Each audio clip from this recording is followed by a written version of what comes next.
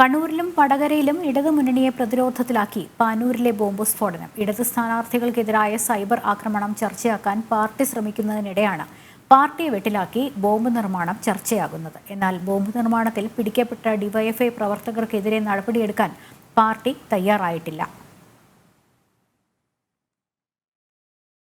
പാനൂരിലെ bomb സ്ഫോടനവുമായി ബന്ധപ്പെട്ട് ഏറ്റവും ഒടുവിൽ പിടിയിലായത് വടകര സ്വദേശിയും CPM പ്രവർത്തകനുമായ ബാബുവും കതിരൂർ സ്വദേശിയായ സജിലേഷുമാണ്.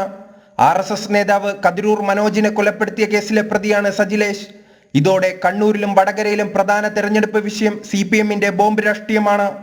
അതേസമയം വടകരയിലെ LDF സ്ഥാനാർത്ഥിക്കെതിരായ സൈബർ ആക്രമണം ഉയർത്തിക്കാട്ടിയാണ് ബോംബ് രാഷ്ട്രീയത്തെ CPM പ്രതിരോധിക്കുന്നത്. അതിനിടയിൽ ബോംബ് സ്ഫോടനത്തിൽ പ്രതികളായ DYFI നേതാക്കൾക്കെതിരെ നടപടിയെടുക്കുവാൻ പാർട്ടി ഇനിയും തയ്യാറായിട്ടില്ല. ജനം, കണ്ണൂർ.